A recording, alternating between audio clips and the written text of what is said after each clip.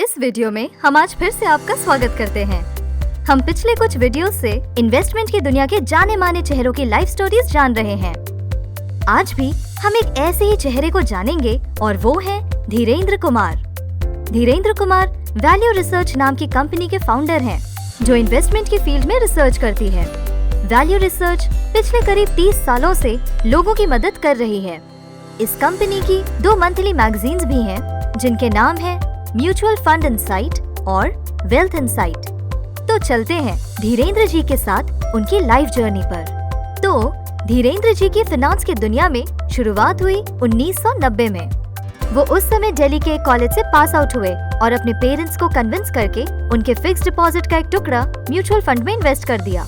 ये उन्होंने इसलिए किया क्योंकि उन्हें म्यूचुअल फंड्स में इन्वेस्ट करने की शुरुआत करनी थी, जिसमें उन्हें कॉलेज के दिनों से ही काफी इंटरेस्ट था।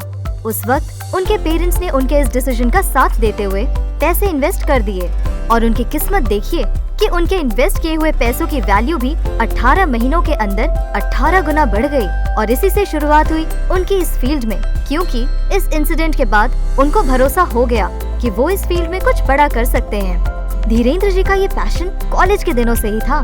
तब आज की तरह हर इन्फॉर्मेशन एक क्लिक पे नहीं मिलती थी, इसलिए कॉलेज के 3 साल उन्होंने फाइनेंस रिलेटेड न्यूज़पेपर क्लिप्स इकट्ठा किए, जो कॉलेज खत्म होते होते उनके लिए बहुत फायदेमंद साबित हुए। वो इन क्लिप्स को बहुत संभाल के एक सही पैटर्न में ऑर्गेनाइज करके रखते थे, जिसकी वैल्यू उन्हें 3 साल बाद पता चली। उस समय गवर्नमेंट का जोर डिसइन्वेस्टमेंट में था, यानी कि अपने एसेट्स के कुछ हिस्सों को बेचना।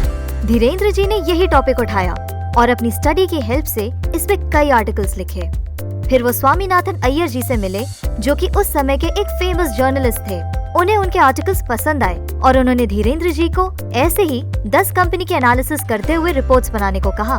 फिर उनके बनाए करीबन 10 कंपनी रिपोर्ट्स इकोनॉमिक टाइम्स में छपे और उससे मिले पैसों से उन्होंने वैल्यू रिसर्च कंपनी का अपना बैंक अकाउंट खोला। उससे पहले उन्होंने सिर्फ अपनी कंपनी को वैल्यू रिसर्च के नाम से शुरू किया था, तब वो इनकॉर्पोरेटेड कंपनी भी नहीं थी। धीरेन्द्र जी ने अपने पेरेंट्स के फिक्स डिपॉजिट के पैसे से आए रिटर्न वैल्यू से उनके फैमिली की लाइफ में बड़े चेंजेस देखे, जिससे उन्हें एहसास हुआ कि सही इन्वेस्टमेंट इंसान की जिंदगी बदल सकती है, खासकर म्यूचुअल फंड्स, जो कि एक छोटे लेवल से भी शुरू की जा सकती है और आपको बड़ा रिटर्न देने की काबिलियत रखती है।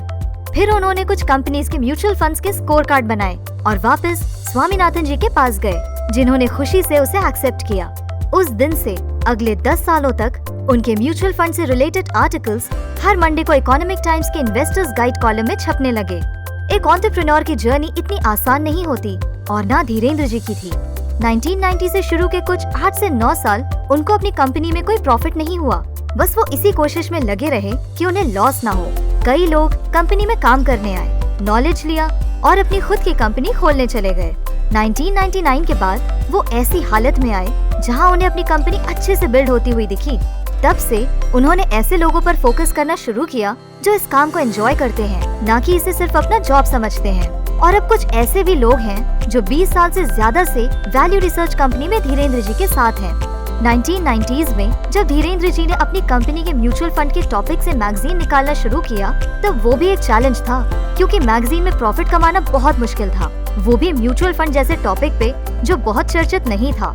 इसलिए उन्होंने 10-20 रुपए का ही प्रॉफिट मार्जिन रखा और सिर्फ इन्वेस्टर्स और फंड कंपनीज को टारगेट किया। उनकी ये स्ट्रैटेजी काम कर गई और मैगजीन की डिमांड काफी बढ़ गई। धीरेन्द्र जी के लाइफ के 2 ही रूल हैं, जिन्हें उन्होंने हमेशा से फॉलो किया है। वो है, पहला, हमेशा कुछ ऐसा बनाओ जो यूजफुल हो, और दूसरा, जितना खर्च करो उससे ज्यादा कमाओ। अगर इन 2 रूल्स को ध्यान में रख के कोई भी इंसान काम करेगा तो बाकी चीजें अपने आप सही हो जाएंगी। धीरेन्द्र जी का मानना है कि अगर आपको इन्वेस्टमेंट फील्ड में इंटरेस्ट है और आप इन्वेस्ट करते हो, तो आपको सिर्फ प्रॉफिट कमाने में ही खुशी नहीं होगी, बल्कि जब आप एक प्रॉफिटेबल स्टॉक ढूंढ लेंगे उसमें ज्यादा खुशी होगी, क्योंकि तब आपको लगेगा कि आपने एक इन्वेस्टर्स की स्किल डेवलप की है। धीरेन्द्र जी तब से लेके आज तक अपनी सारी सेविंग्स म्यूचुअल फंड्स में ही इन्वेस्ट करते आए हैं, क्योंकि उन्हें अपने स्किल यानी अपने रिसर्च और काबिलियत पर भरोसा है। धीरेन्द्र जी की न्यू इन्वेस्टर्स के लिए हमेशा ये टिप रही है कि म्यूचुअल फंड्स के बारे में अच्छे से रिसर्च करो और इन्वेस्ट करो और उसे कुछ सालों के लिए भूल जाओ।